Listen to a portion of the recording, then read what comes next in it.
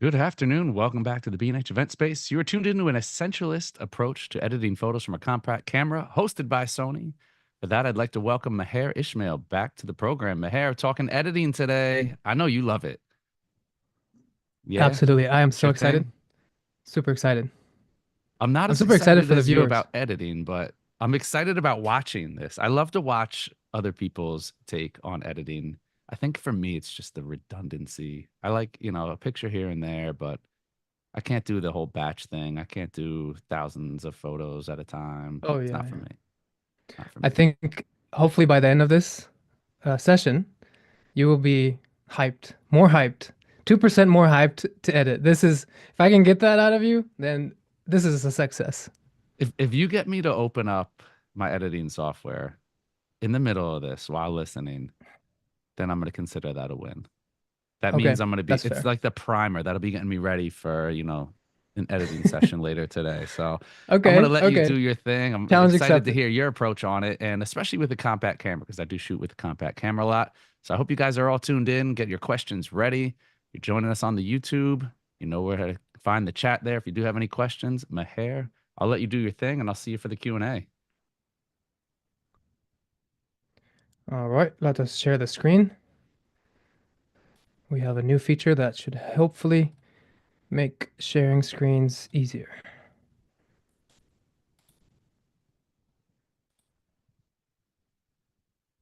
All right. How's everything? Can you guys see my screen? It looks as intended. Amazing. Okay. Editing. Today is the third part of the series, editing, and let's see if I can control my slides. That would be nice. Okay, there we go. So to start off, I wanted to show you guys these photos. These are all photos that are in the process of getting licensed as pieces of art by a very prestigious art group. Can't talk too much about it, but I wanted to show you guys these photos because they're all taken on the Sony RX100 Mark 7. And I haven't had the camera for that long compared to my other full frame camera. So this was kind of for me a very big win for the RX100. The second thing is I believe these photos are only like selected due to the fact that I edited them and the way I edited them. So I can pretty much give full credit to the way I edit and maybe a little bit of the composition. So editing for me is a very powerful passion. And as someone who comes from a background of digital art, I was never that good at it, but I've always loved it. Coloring and editing and photo correcting is a very fascinating subject for me. So hopefully by the end of this event, you will have learned the essentials of how to edit any raw photo in any photo editing software. The agenda for today, we're going to do a quick recap of the last events, and then we're going to talk about the biology's role in editing, and then we're going to do a live edit. So I'm going to go show you guys step by step how I do everything. I've never done this on anything online, and I'm kind of putting all my secrets out there. There's no secrets technically, but I'm going to show you everything, how I get a photo from raw, uncooked to a meal that's hopefully ready to get licensed. And then we're going to talk a little bit about how to find style or the idea of style in general. Okay, so previously on the first event, we talked about why this camera is special, like from a psychological point of view, from the kind of user experience, and why I love it so much with all the gear I already own, which we covered too much, and the idea that it kind of frees you from the shackles of photography. And then in the second event, we talked about understanding the limitations of the camera, understanding the limitations of the tool you use in general in order to be able to optimize it and get the most out of it. And we also kind of brushed briefly over the exposure triangle, kind of the technical a little bit of how we can actually capture the ingredients we need in order to optimize the edit. And we also talked about the menu and how I personally use it. We also touched on the fact that you cannot trust your eyes. Your eyes are not to be trusted when it comes to what is physically there. For example, this photo, nothing's moving here, but your brain thinks it's moving because your brain is kind of like a live photo processor. We also talked about some of the accessories and tools I used, as well as the data that the camera collects in order to give you in the editing software. And I also talked about my mission in general when I'm capturing a photo is to capture as much ingredients as possible in order to make it look the way I want to in the editing. So it was kind of the prerequisite to this one. But if you haven't watched it, I recommend you watch it. But if you haven't, you'll be fine. And all these tips I'm going to be covering, like 95% of them, are going to apply to any photo that is raw. You can use it with JPEG, but due to the limited amount of data that the JPEG has in compared to the raw, you can't get as much out of it. All right. So today is part 3, and the rest are on YouTube, on the B&H Event Spaces YouTube. Did you know that when you're on the highway, the tone of your skin is almost exactly the same as a banana peel, but your brain actually processes it in order to make it look like more sense. And we covered a little bit of this last time, but your brain collects 3 cones, small, medium, large, or are blue, green, and red. And then after it collects these data, it kind of uses a filter of blue and yellow. So when you're in the highway, it kind of adjusts that yellow and tones it down so it looks like the person in front of you is not a banana peel. And it's not a coincidence that you will find in almost any editing software these 2 on the top. And a lot of people are familiar with these, but I think most people who edit underestimate these. With just a few tonal adjustments in these, and a little can go a long way. And again, you have the blue and yellow and the red and green. And this is the tint, which is green and magenta, close enough to kind of red and green, and then the blue and yellow, which is the temperature. With a slight adjustment to the temperature, you can bring a photo to life because the sensor that captures the data that is physically there is not doing exactly what your brain is doing. Your brain kind of looks like this photo on the left. This is a painting. I don't know who it's from, but it's a very probably well-known painter. And they kind of took into consideration what they actually see versus the photo on the right is what is physically there. Due to the exponential like drop of the power of light, you should have something that looks more on the right. But because how the brain works, and we covered a little bit of that in the last one, your brain kind of adds these dimensions and brightness to these areas of where the light is touching the subject.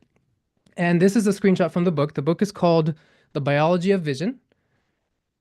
And we mentioned it also last time, but I painted over it because I wanted to cover the part in the middle. And so far, you should see that the right side and the left side look pretty much the same color. Maybe the slight variation because of the photo I took. I took it with my phone. But when you remove it, your brain thinks that the side on the right is a lot darker than the side on the left. And this is here again, me just covering it with my fingers.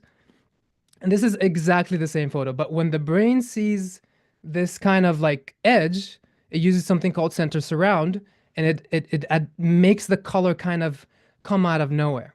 So another example here, the thing inside that donut shape, so inside here, it is completely the same color as the outside the page. But again, because of that same system, you might be seeing the illusion that the inside is actually colored yellow.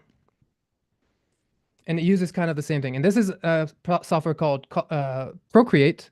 And I use the color picker to click inside the little area and then one outside. And they're pretty much the same, maybe slight variation just due to the lighting and the photo I took. But it is exactly the same. But the brain literally fills in all of that on the inside. And we can create color out of nothing, pretty much.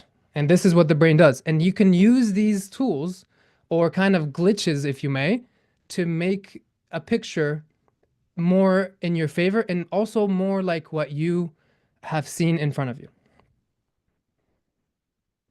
And you can also use it to enhance certain colors and subdue other colors. Okay, so now let's actually edit. We're gonna be editing in these softwares. I'm very fluent in Lightroom Classic, but these other few softwares, I literally just got it and downloaded them and used them a little bit just to show you that these principles pretty much work in every single software. And Lightroom Mobile at the end also to show you that you can even do it on the phone. So let's start with Lightroom Classic. Okay, first, this is the photo, and this is the after. Let's see, where were we? Okay. So we have the first, you have these tools. In every software, you pretty much see the temperature, tint, and then the exposure. And I usually start with the exposure. And again, I'm kind of trying to like maybe lower it a little bit. It's a little bit overexposed. If you can look at the top here, it says it's clipping at the highlights. And then I use the curve. And usually, sometimes I start with the curve. And the curve here, this is where kind of all the magic happens. And I dropped it a little bit. And if you're moving it around, you'll see the histogram also moving. And if the histogram thing seems kind of confusing, then don't worry about it. And you can also watch the last webinar. But instead of using the exposure, highlight, shadows, by using the curve, it kind of gives a more organic transition, and it's kind of more natural. And it literally, so all the way on the left you have the shadows, and on the way on the right you have the highlights. So this histogram represents the data you have in the photo, pretty much, aka what the camera is seeing. And by making this small S curve, I'm making contrast in a much more smooth and controlled way. And when you're using it, I wish I had like live so I could kind of play around with it, but I wanted to make sure that nothing is like missed in the signal or whatever when we're doing this live. So I kind of usually play around with it and move it around a little bit and kind of see what it does to the photo. And I recommend you kind of do that before you begin. I usually start with the shadows and then I adjust it using the highlights. And this is just with 3 clicks. So you can see here, all I did is change the exposure and do the curve. And this is all happened. And then obviously we talked about the banana peel thing. So the second thing I do is the temperature. And here I increase the temperature from 4,560 to 4,462. And I'm not going off like specific numbers. I'm just moving it around until it hits like a point where I'm happy with it. And I also adjusted the tint just a little bit, just because it looked more green. And sometimes it looks more green because I'm in a green space where there's a lot of green reflecting in the environment. So adjusting the tint a little bit can go a long way. And this is now before exposure, curve, temperature, and tint. And just with I'm pretty much happy with this. And I wanted to push it a little bit further. And what I'm usually doing is going back and forth. I'm kind of like, okay, now I want to go maybe add a little bit more in the highlights. I like this kind of how the light is falling off the hat. So I wanted to increase a little bit. So I pushed it up. And on the technical level, now I lost a lot of information in the shadows, but that's okay. I don't mind it. And it's up to you kind of what style you're going for. But for me, I like that it simplifies the image a little bit more. So I'm happy with this, but we could push it further. So again, I'm trying to have like an essentialist approach. And when I'm using this camera, it kind of goes well with that idea. This way, I'm not spending too much time editing the photo.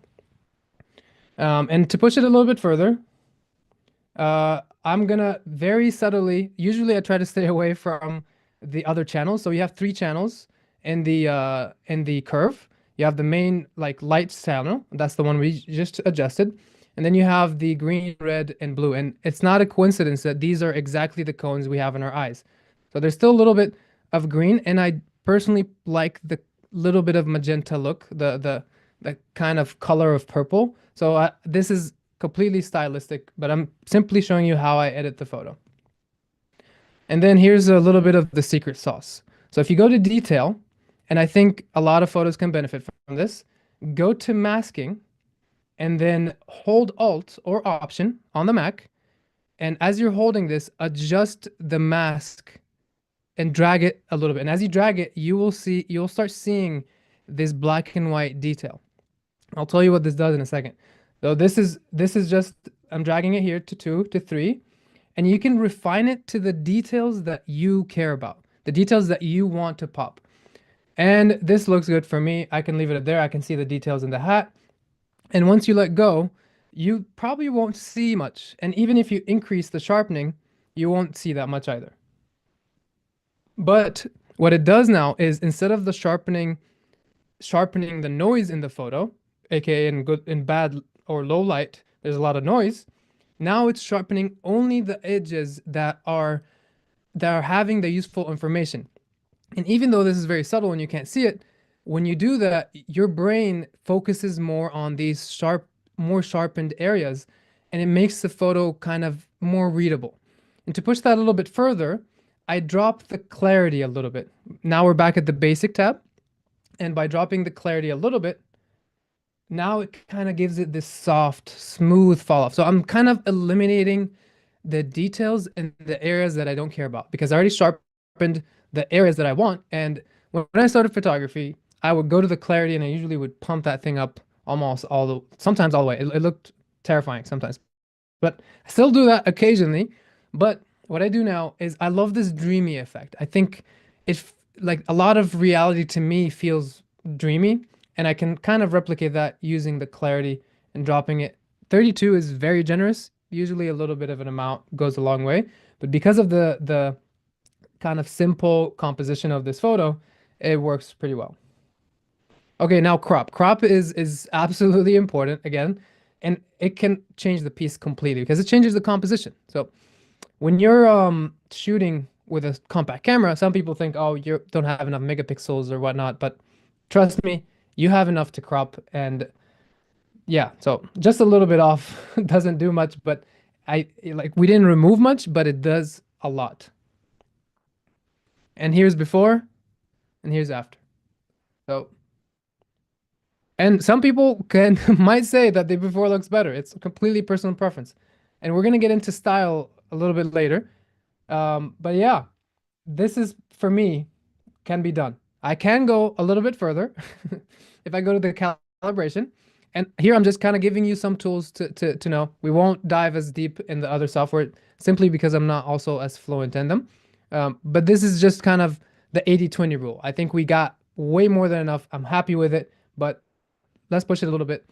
By dropping the saturation in the blue, I kind of give it a more dramatic feel.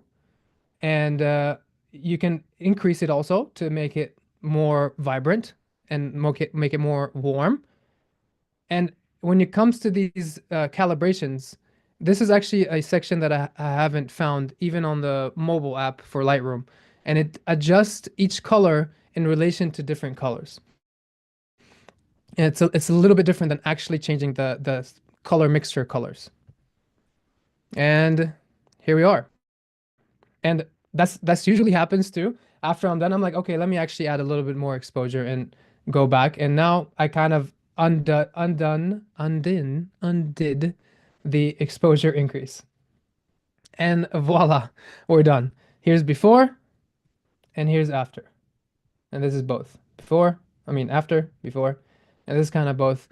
And this didn't take that long. And again, if you only did the first 4 things, temperature, exposure, tint, and the curve, that's plenty.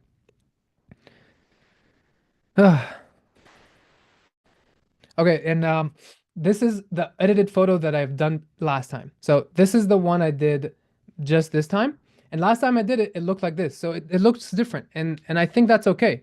And a painter doesn't make the same painting twice. And also it depends on how I felt or the tools I learned and all these things. It doesn't have to be consistent. They will be consistent kind of at the end. That's more of the style talk. We'll dive into that later. But I like this one much better. And also probably because I'm doing a presentation on it, so I probably took my time and maybe was a little bit more careful. And the cool thing about editing is you can kind of copy the settings if you have a photo in the similar setting. I'm gonna uncheck the crop because I don't want it to crop the same, but I want everything else to be the same. And this is the before, and I just did Control C to have this menu, and then Control V, and voila, a little too bright, so I might go back, adjust the exposure, and yeah, done. Okay, a landscape photo. This is the edited version. And these are the settings from last time I edited. So again, it's going to look a little bit different this time. Here's the unedited photo. And we're going to adjust the temperature, tint, shadows, exposure. And yeah, so just to kind of bring out kind of the details, I'm kind of getting it ready for the curve because I'm going to add that contrast and that play on that center surround mechanic in the brain to make it look more sharp.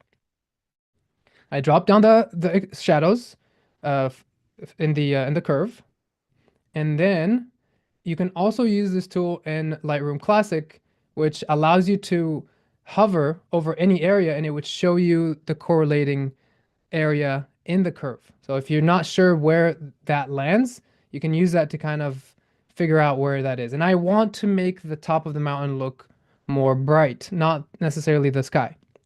So by increasing that, now it kind of looks more 3D. Let's see. And because of the highlights already too bright, I pulled it down a little bit, and I think I'm actually going to pull it back up after that. So this is before the curve, after the curve. This is just the curve. It gives that like more depth. Okay.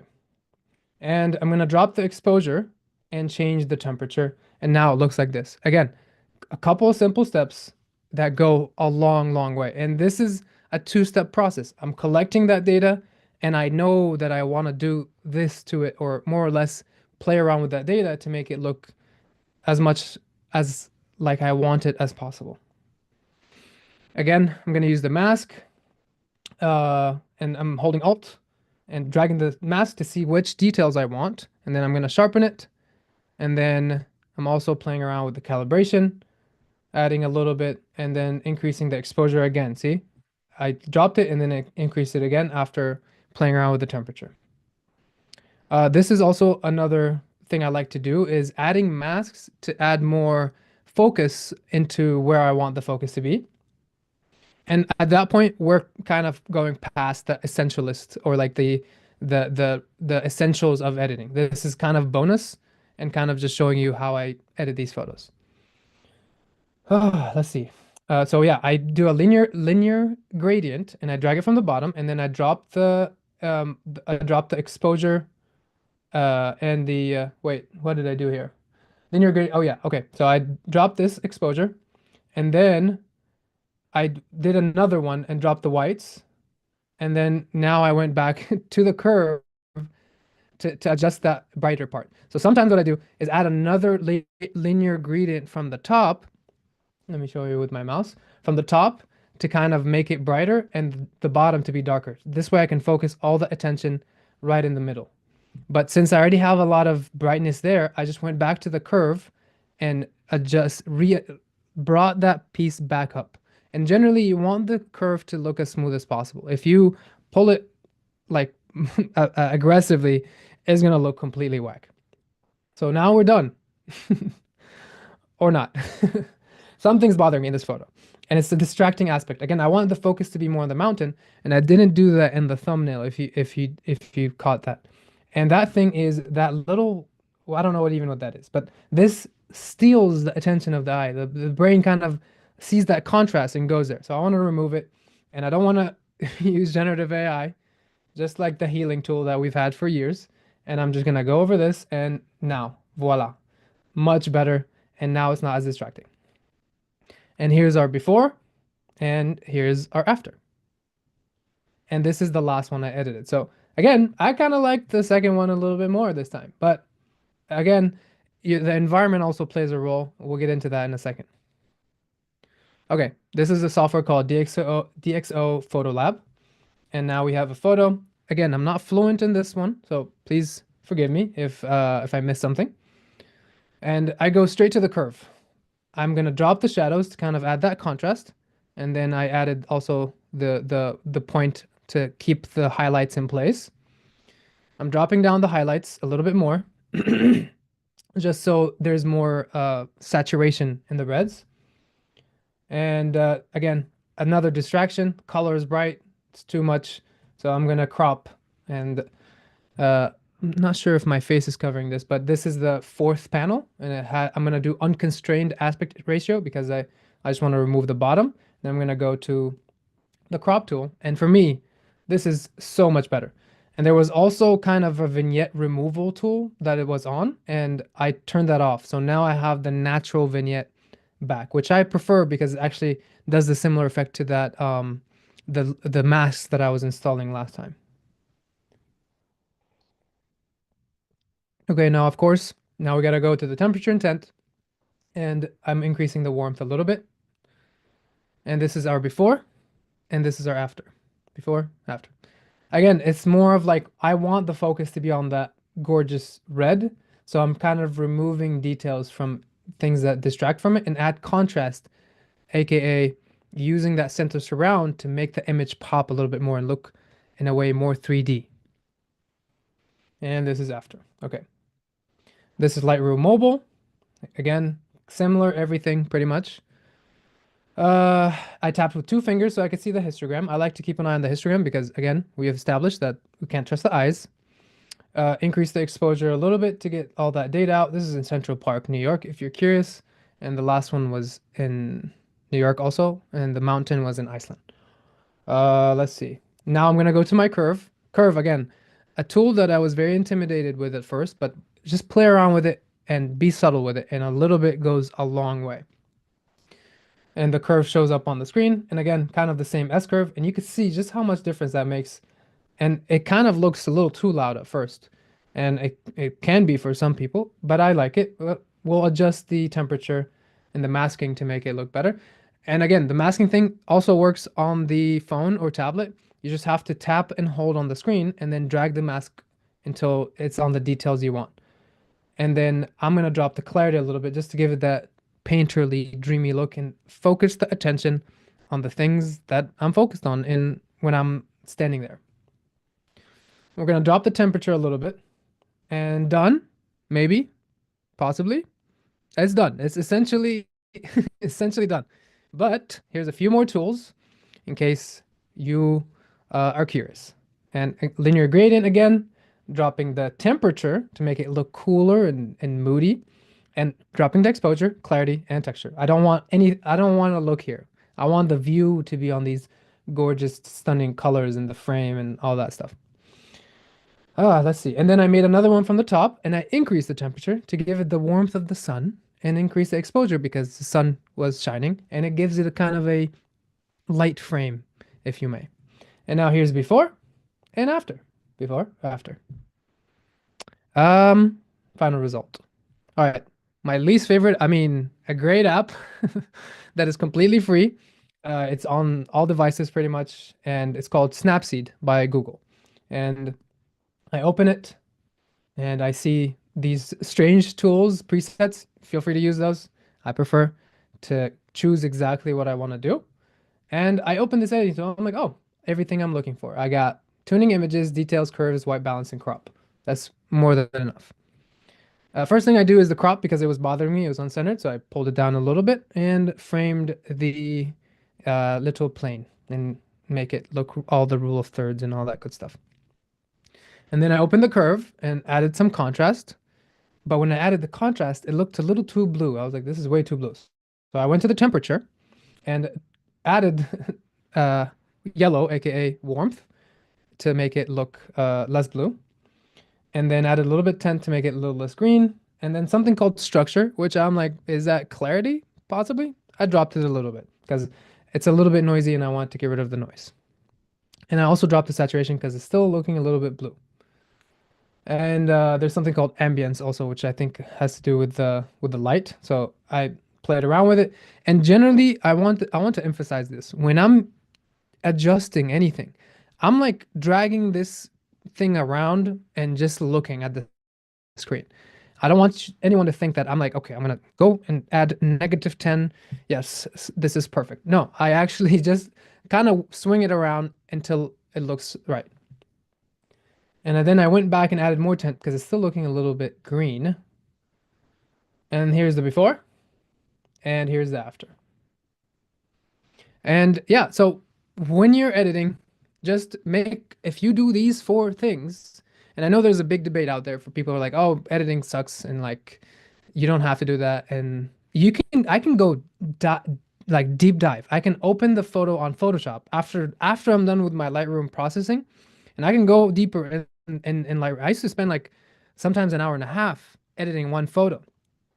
And when you go to Photoshop, you can adjust every single color on the scale of every single color. So you can open the red and adjust it on the cyan scale, on the red and blue scale, on the like everything. And you can, again, it will look better, but the essentials are, if you're just trying to get the job done, are these main things: exposure, the curve, and your temperature intent, and it will go a long, long way. A picture is a two-dimensional thing that is kind of tricking the brain into thinking it's three-dimensional. And aside from the fact that we're color correcting from what we see and what the brain actually sees versus what the sensor is capturing, as we established, the data that is there is not the exact data that we actually see. Aside from that, it gives you an emotional dimension. So when you have two dimensions, not only you can make it pop and make it slightly more 3D, but you have the emotional dimension, which we established in the psychology of photography is something that can actually help you tap into your emotions a little bit more. And the way you edit is, in a way, an expression of an emotion and emphasizing what you were looking at the scene. And it tells a unique story from your unique perspective. And when you're using that, when you're kind of on that, that's kind of where the style starts to seep in. And it doesn't only allow you to express more in your photos, but it also allows you to have a bigger capacity for feeling your emotions. So it helps you tune into your emotions a little bit better. And we also established other stuff. Psychology of photography was another workshop we did with B&H. If you look up BH Psychology of Photography, you'll find it. And that's where we talked about how photography actually influences the brain and can help you become more successful in all these things. So it actually helps you become more aware. It refines your awareness and expands your capacity for emotions. Another important thing to keep in mind is the environment you edit in and the light you edit in matters. Again, I like to have all these crazy lights sometimes. It's just fun. But if you're editing in these lights, it will do the same effect that we talked about. It will kind of skew your perception because the brain is processing again, right? And I showed this in the last workshop.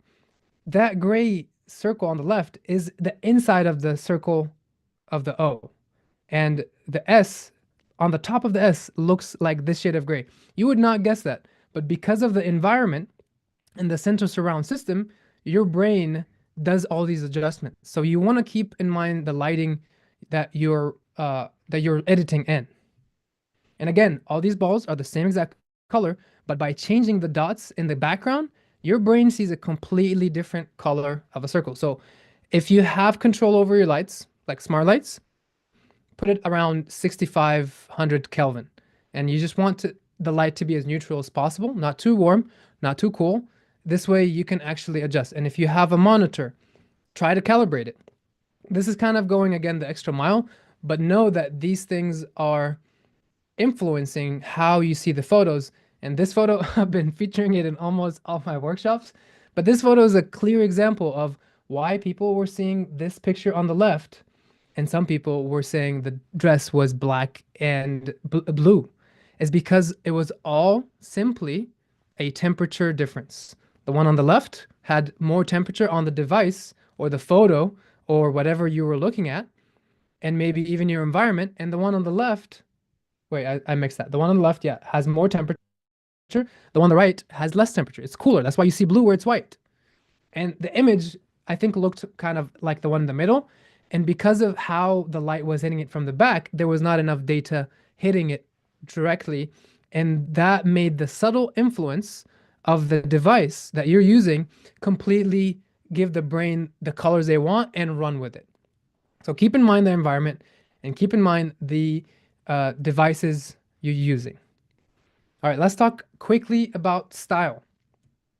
These are photos from, I just took a screenshot of the photos on my Instagram, and I personally don't see a style. Some people tell me, a lot of people tell me actually that I do have a style. I don't see it, and that's okay because you your style is simply you expressing that vision.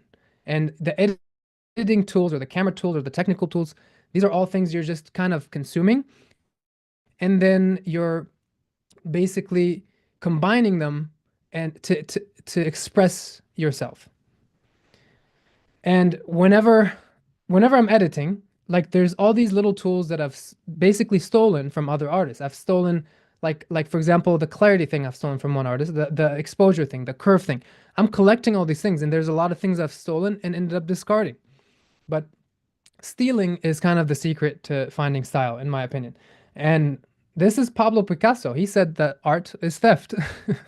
This is from a book called Steal Like an Artist, a book by Austin Kleon, which I'm stealing from right now. And yeah, so Steal Like an Artist. This is a illustration that I really love, and this kind of the family tree of art. Because even if you're stealing and kind of remixing and doing all these things, then it becomes unique. Nothing's original. No one is original. So that should be kind of a relief. But by how you combine these things and combine these tools that stand out to you and try things and maybe don't like them, so discard them, by default, it becomes unique. Don't worry about unity from piece to piece. What unifies all your work is the fact that you made it. And again, by default, you have a unique perspective that is informed by your unique combination of genetics and epigenetics, aka the environment you grew up in. So by not worrying about it, you can actually get closer to your style. By stealing from other artists, you're collecting the words you need to tell your own unique story. Thank you so much for tuning in to this lovely event and the series of the RX 100. Thank you, Sony. Thank you, B&H. Coming up, potentially we might be doing an RX 100 Mark 7 video. If that's something you're interested in, let us know. And who knows, maybe there will be a Sony 8. Imagine a Sony with USB-C, the flip out screen, the new technology, and the faster chip, and all that good stuff. So if that comes out, hopefully we'll be doing an event as well. And scheduled for the end of this month, an event I am very, very, very, very excited about, diving deeper into optimizing creativity and the science of how you can actually increase your ability to self-express and all these little things that add up to make you a better artist. And that will be on November 26th. I also have another video on my YouTube. That was a year ago, so don't judge. But I dive a little bit deeper into the subject of style. And this is my Instagram. Feel free to reach out if you have any questions. This is my YouTube, and I'm putting out content. I haven't been, honestly, because I've been a little bit busy, but I'm cooking a few videos with the RX 100, shooting it in low light. I'm working on a little film, stuff like that. So if you're interested in more content about the RX 100, make sure you find me at MaherZ_. There's another guy named Maherzin who's really famous. So if you don't type it exactly like this, you will never find me. And with that, let's open it for topics of discussion. Thank you so much, Maher. I'm glad you brought up the light stuff with the ambient light in the room, the LEDs and all of that, because I feel like now everybody wants the LEDs. It looks cool and Mm-hmm. it puts you in the zone. I've had to struggle with it myself in moving them around because obviously my Oh, you changed editing your light? Did you change your monitor. light? No, now it's the same. I mean, I change it all Okay. the time, but Okay, I do fine. have it. I do have one, right there, and it's like it puts you in the right zone. But then you're right. It Hmm. does. Any light that you have affects you. Sometimes you get sick of having. I have the curtains drawn in here all the time. It's because it's the easiest way. The light coming from my monitor is the only light. Control the light. Yeah. I mean, is there any workaround that you found, or is it just best to edit without all the extra lights going on? I would say maybe try around different devices. If you have different modes on that same device, kind of send it to your phone, do a quick check because probably most people are sending it on Instagram. Also, you have your True Tone now and your night shift. So if you're editing on those, you can definitely guarantee that your your tint and temperature are going to be way off. Sometimes I send it and my phone is on night shift. I'm like, what? I You would don't not realize it. make my make my warmth this warm. And then I'm like, oh yeah, I have that on. So change around the device as much as you can, send it around and like take a break, look away, look at a blank wall, don't never look at the sun. That's what I learned from astronomy. The teacher was very deliberate about telling us never to look at the sun. So never look at the sun. And Yeah, not yeah, play smart. around. Yeah, and I think that's another great point there is what is going to be the viewing medium? How is it going to be presented? Is it going to be in print? Is it going to be Hmm. on screen? If it's on a screen, there's a ton of different types of screens. You have, this is a more matte monitor. Some you have high gloss monitors, and you have various just there's all different kinds of resolutions and all that. So a lot of it, that's when it comes down to looking at the levels and looking at your histograms and The looking at your colors and all histogram. that, making sure you're calibrated and yada yada yada. But even still, when you go to print, it's a completely different ball game. And if you try to print off your monitor, you're gonna be way off. Hmm. Or not, maybe not way off in all cases, You but you can can be. be you can be way off. Yeah, there's a lot of times where it's like, who said it? Somebody said it that we had on here, and it was like, holding up a piece of white paper, and it's like, if you hold up a piece of white paper, it's like, is it really white or is it not white? And it's like, then you're like, oh wow. And then you look at white on the screen, it's like, okay, white paper and white on the screen are not the same, because that's when it gets down into luminosity and all Light the from the back and all that. Yeah. yeah, it's like there's so many factors that play into it. It's one of those things where it's like, it's very few absolutes and constants. A lot of it is situational. Yeah. And we just need to mitigate it. One thing I Yeah. do is I have a monitor that supports sRGB mode, which is kind of like the standard, like the as center as possible, I believe, in terms of like different devices. Because if it looks okay on sRGB, then all these side things kind of don't variate too far. Mhm. Yeah, a lot to know, a lot to know. Stay knowledgeable, people. Stay thirsty, hungry for knowledge. You always got to be a student of the game. I learn stuff all the time. I've never let myself get to that point where I think I know too much. Did have a question come in. I'm on a Samsung phone and monitor while my partner is on an iPhone and a Mac. Broken household. The same image looks different between all. So which should I edit for? Great question, visual modulations. I like this one. Nice, nice. I'm gonna throw my answer out real quick. Yes, please. The Can I partner's ask got to get rid of this. clarification? Yeah. Like, what do you mean edit for? Like, edit which device So if edit you for? Is that what they mean? so yeah, so if you have, you have multiple devices, it's almost like which one Mm-mm-mm-mm. reigns supreme. Which one can you trust? Ooh, Uh I want to make that's a joke and interesting. say get rid of the no, I'm not going to, but Get rid. get rid of one instead of the other. No, Uh, but this is a great question because it's like we do run into this. You don't know who's going to be viewing from what, and mhm, mhm. and how do you know which is the most true? Is there anything you follow? Uh, so fun fact, I believe that the iPhone screens are actually made by Samsung. So it's kind of like more of the Samsung flair. And it depends on what the thing is, honestly. And it depends on who your audience is. If you think your audience mostly has iPhone, then do that. If the audience you want to impress is more on Samsung, then do that. And also get a maybe a monitor calibrator. One of these can like kind of center both of them to a much more neutral flavor, if you may. But I don't. This is where the sRGB thing comes in. If you edit for sRGB or sRGB, then you can get a little bit to the left on the one device and a little bit to the right on the other device. But if I were to guess, I'm a very big fan of both devices.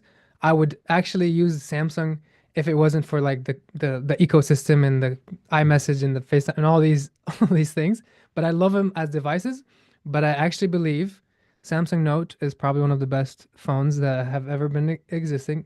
A hot take here, but Samsung does have a tendency to kind of add a little pizzazz and pop to the photos. So if I were to guess, I would say that the Windows, no, sorry, that the iPhone and Mac are probably closer to sRGB. Okay. And I'm gonna give my take on this, my unsolicited advice.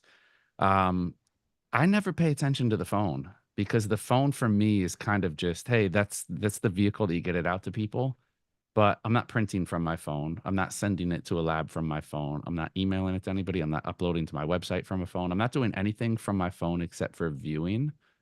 So I'm more concerned with the actual file that I have, and that's when I'm paying attention to all my graphs and my charts and my histograms and all of that stuff, which gives you a pretty once you learn how to read that stuff, it gives you a pretty good idea. And I kind of use it as like checks and balances.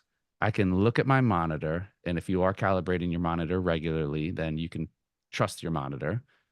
If I kind of feel like I might not really, I might want like an extra opinion on it, so to speak, then I will pull up my histograms and look. There's sometimes you edit at night and you look at it in the day and you're like, maybe the tint's a little off, or maybe I went a little too far in one direction with my color grading or something like that.